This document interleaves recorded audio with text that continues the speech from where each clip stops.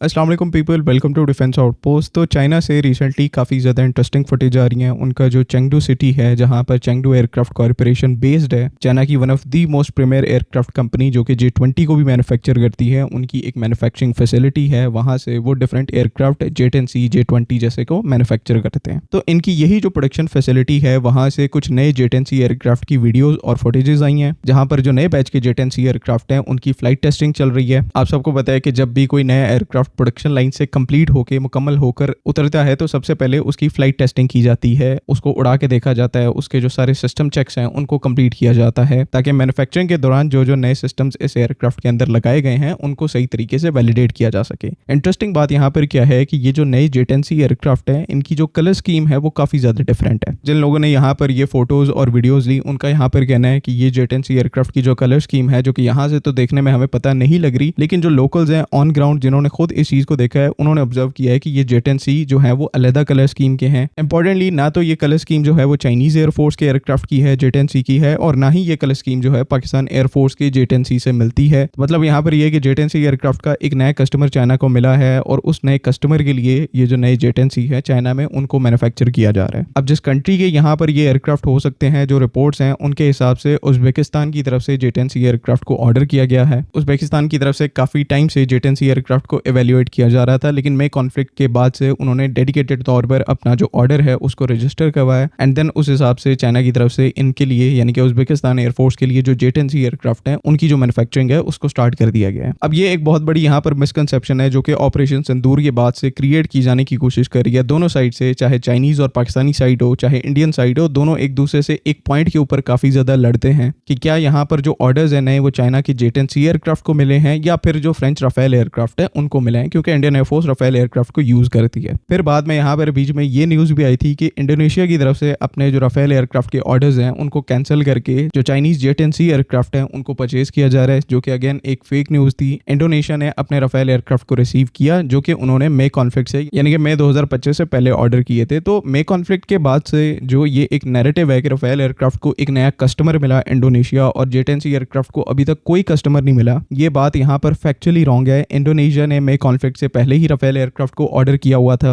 और जहां तक यहाँ पर इंडिया की बात है कि वो भी 114 राफेल एयरक्राफ्ट को ऑर्डर कर रहे हैं, तो इसमें यहाँ पर ये फैक्टर नहीं है कि राफेल एयरक्राफ्ट ने मई कॉन्फ्लिक्ट में अच्छा परफॉर्म किया। इसमें यह फैक्टर है कि इंडियन एयरफोर्स को स्क्वाड्रंस की जरूरत है, उनको एयरक्राफ्ट की जरूरत है, और क्योंकि राफेल एयरक्राफ्ट पहले से ही इंडियन एयरफोर्स की सर्विस में मौजूद है, तो नेचुरल है उनके पास कोई और ऑप्शन नहीं है राफेल एयरक्राफ्ट के साथ आगे बढ़ने के लिए। वहीं पर यहाँ पर ये जो J-10C एयरक्राफ्ट और उज्बेकिस्तान का केस है, ये प्योरली यहाँ पर J-10C एयरक्राफ्ट की जो मई की परफॉर्मेंस है, मई 2025 की परफॉर्मेंस है, उसके ऊपर उज्बेकिस्तान की तरफ से ये ऑर्डर प्लेस किया गया था। और ये यहाँ पर एक ऐसा ऑर्डर था जो कि एक्चुअल कॉम्बैट परफॉर्मेंस के ऊपर था, जो कि चाइनीज की तरफ से उज्बेकिस्तान को शोकेस की गई कि मई कॉन्फ्लिक्ट में J-10C एयरक्राफ्ट की ये परफॉर्मेंस रही है, इसने इतने एयरक्राफ्ट को शूट डाउन किया है बगैर कोई लॉस लिए। तो उज्बेकिस्तान ने यहाँ पर एक्चुअली में J-10C एयरक्राफ्ट की जो कैपेबिलिटीज हैं उनको आइडेंटिफाई करके उस एयरक्राफ्ट को परचेज किया है। लोग यहाँ पर कमेंट्स में ये चीज समझते हैं कि मैं कोई चाइनीज वेपन सिस्टम का रिप्रेजेंटेटिव हूँ, ऐसा यहाँ पर बिल्कुल भी नहीं है। ये एक नेचुरल प्रोसेस है कि जब आपकी कंट्री किसी एयरक्राफ्ट को अक्वायर करती है तो आप नेचुरली उसको डिफेंड करते हैं। जिस तरह से 2019 के स्टैंड ऑफ के बाद जब 2020 में राफेल एयरक्राफ्ट इंडिया के अंदर लैंड हुआ था, तो सब इंडियंस का यही माहौल था, सब इंडियंस को लगता था कि राफेल एयरक्राफ्ट जो है वो इवन J-20 से बेटर है। खैर वो मैं यहाँ पर नहीं कह रहा कि J-10C जो है F-35 या फिर Su-57 से काफी बेटर एयरक्राफ्ट है, सिर्फ यहाँ पर मैं J-10C को इस वजह से डिफेंड कर रहा हूँ बिकॉज मेरे पास एक वैलिड प्रूफ है इस एयरक्राफ्ट की। जो पिछले साल की परफॉर्मेंस है वो सबके लिए यहाँ पर काफी है। कोई यहाँ पर नहीं मानता तो उसके मानने ना मानने से सच्चाई जो है वो बिल्कुल भी चेंज नहीं हो जाएगी। खैर बाकी जो फुटेजेस आ रही हैं, जो देख के लग रहा है कि उज्बेकिस्तान को उसके जो J-10C एयरक्राफ्ट हैं, J-10CE यानी कि एक्सपोर्ट वर्जन के जो एयरक्राफ्ट हैं, जो कि उज्बेकिस्तान एयरफोर्स की रिक्वायरमेंट के हिसाब से होंगे, तो वो यहाँ पर उनको जल्द ही डिलीवर किए जाएंगे, और पाकिस्तान के बाद यहाँ पर उज्बेकिस्तान सेकंड कस्टमर बनेगा J-10C एयरक्राफ्ट का। बाकी एक और यहाँ पर पॉइंट कि चाइना इस टाइम के ऊपर उज्बेकिस्तान एयरफोर्स के जो J-10C एयरक्राफ्ट हैं उनको मैन्युफैक्चर कर रहा है, तो इस टाइम के ऊपर पाकिस्तान एयरफोर्स के जो एडिशनल J-10C हैं उनको कब मैन्युफैक्चर किया जाएगा। तो पहली बात तो यहाँ पर चाइना के पास काफी impressive annual production rate capability है, यानी कि वो काफी सारे एयरक्राफ्ट एट अ टाइम बना सकते हैं। तो बैकलॉग आपको यहाँ पर देखने को नहीं मिलता, तो उसमें यहाँ पर टेंशन लेने की कोई बात नहीं है। डिपेंड यहाँ पर करता है पाकिस्तान एयरफोर्स के ऊपर कि पाकिस्तान एयरफोर्स यहाँ पर कब ऑर्डर प्लेस करेगी additional jet and C aircraft के। लेकिन यहाँ पर थोड़े से क्वेश्चन उठते हैं, लेकिन यहाँ पर थोड़े से सवाल उठते हैं। एक सवाल यहाँ पर ये है कि क्या हम जेट एंड सी एयरक्राफ्ट का नंबर फ्यूचर में 100, 150 के नंबर में देख सकते हैं, यानी कि 100, 150 जेट एंड सी एयरक्राफ्ट जो है वो हमारी सर्विस में होंगे। तो पहले क्वेश्चन का आंसर देता चलूं तो क्योंकि इंडिया यहाँ पर 114 राफेल एयरक्राफ्ट को परचेज कर रहा है, तो इसका मतलब यहाँ पर ये नहीं है कि हमें भी 114 के करीब जो जेट एंड सी एयरक्राफ्ट है उनको परचेज करने की जरूरत है। यही वो इस टाइम के ऊपर अप्रोच जो है वो इंडिया अबेंडन कर रहा है कि अगर चाइना के पास 500 के करीब J-20 एयरक्राफ्ट है तो ऑब्वियस ही बात है कि इंडिया जो है वो 500 स्टेल्थ एयरक्राफ्ट तो क्या 100 स्टेल्थ एयरक्राफ्ट जो है वो अगले 10 सालों में अपनी सर्विस में शामिल नहीं कर सकते। ना उनको इतने बड़े नंबर में एयरक्राफ्ट जल्दी मिलेगी और ना ही उनकी फाइनेंशियल कैपेसिटी है इतने बड़े नंबर में J-20 जितने नंबर में स्टेल्थ एयरक्राफ्ट को अपनी सर्विस में इंडक्ट करने की। पाकिस्तान एयरफोर्स का भी यहाँ पर जो केस है वो कहीं ना कहीं बिल्कुल सेम है। इवन दो चाइना फिर भी हमें यहाँ पर इतने बड़े नंबर में जितने Indian air force fighter aircraft use करती है उनको डिलीवर कर सकता है, लेकिन हमारे पास यहाँ पर उतने बड़े नंबर में फाइटर एयरक्राफ्ट को परचेज करने की कैपेसिटी नहीं है और ना ही यहाँ पर हमारी जरूरत है। जेट एंड सी एयरक्राफ्ट का जो नंबर है वो 100 यूनिट्स को कभी भी यहाँ पर क्रॉस नहीं करेगा। बहुत रेयर चांस होगा अगर ये एयरक्राफ्ट यहाँ पर 100 यूनिट से ऊपर जाता है फ्यूचर में, क्योंकि उसकी वजह है कि एक साइड पे तो आप JF-17 ब्लॉक 3 को मैन्युफैक्चर कर रहे हैं। अगले 5 साल में आपका जो PFX अल्फा एयरक्राफ्ट है उसकी यहाँ पर फर्स्ट फ्लाइट होगी जो कि जेट एंड सी में कैपेबिलिटी में यहाँ पर बराबर है, इवन उससे भी ज्यादा कैपेबल होगा। तो ऐसे बेहतरीन ऑप्शंस के होते हुए आपको जेट एंड सी के ऊपर इतना ज्यादा कोई इन्वेस्ट करने की जरूरत ही नहीं है। बजाय यहाँ पर इंडियन एयरफोर्स के जो नंबर्स हैं उनको काउंटर करने के पाकिस्तान एयरफोर्स की जो अप्रोच है वो यहाँ पर अगेन एक बहुत बड़े स्केल के ऊपर नेटवर्क सेंट्रिक इकोसिस्टम एस्टैब्लिश करने की है, नेक्स्ट जनरेशन एयरक्राफ्ट को अपनी सर्विस में शामिल करने की है। एवैक्स एयरक्राफ्ट है, उसके बाद इवन किजलेमा जैसे मैन अनमैन टीमिंग सिस्टम है जिसको आप अपने फाइटर एयरक्राफ्ट के साथ पेयर करके इंडियन एयरफोर्स की जो बड़ी फ्लीट है उसको काउंटर कर सकते हैं। जो इस टाइम के ऊपर इंडियन एयरफोर्स 114 के करीब राफेल एयरक्राफ्ट ले रही है, ये इनके लिए सेम Su-30 MKE वाली स्टोरी बनेगी कि इसको टाइम पर फ्यूचर में चल के 10, 15, 20 साल के बाद ये अपग्रेड नहीं कर पाएंगे। पाकिस्तान एयरफोर्स की यहाँ पर अप्रोच सिंपल है कि अभी की जनरेशन के यानी कि 4.5 जनरेशन के जो एयरक्राफ्ट हैं ये जब तक चलते हैं इनको चलाया जाए, लेकिन अगले 10-15 साल के लिए जो नेक्स्ट जनरेशन के semi stealth 4.5 plus generation aircraft हैं जिनमें इवन 5th जेन एयरक्राफ्ट की कैपेबिलिटी आपको मिले जो कि अगले 20, 25, 30 साल सर्विस कर सकें, उन एयरक्राफ्ट के ऊपर शिफ्ट किया जाए ताकि फ्यूचर में चलकर आपको ये टेंशन ना लेनी पड़े कि आपकी जो बल्क में फ्लीट है फाइटर एयरक्राफ्ट की वो वक्त से पहले ही इरेलेवेंट हो जाए, उनका काम ना रहे, टेक्नोलॉजिकल रेस में वो पीछे रह जाएं। तो बहुत बड़ी बड़ी जो एयरक्राफ्ट की फ्लीट है उनको बनाने से बहुत ज्यादा यहाँ पर बेहतर है कि आप छोटी फ्लीट बनाएं एयरक्राफ्ट की, लेकिन वो जो आपकी छोटी फ्लीट है वो काफी ज्यादा अप टू डेटेड हो। तो अगेन ये जो 100-150 जेट एंड सी एयरक्राफ्ट वाली बात है ये बिल्कुल भी सेंस नहीं बनाती और ना ही पाकिस्तान एयरफोर्स इसको कंटिन्यू करेगी। ज्यादा से ज्यादा यहाँ पर 1 से 2 स्क्वाड्रन और परचेज किए जाएंगे, यानी कि 30 से 35 एयरक्राफ्ट को और परचेज किया जाएगा एंड देन हम ट्रांजिशन करेंगे अपने नेक्स्ट जनरेशन के PFX कान और बाकी जो हमारे नेक्स्ट जनरेशन एयरक्राफ्ट के प्रोजेक्ट हैं उनके ऊपर।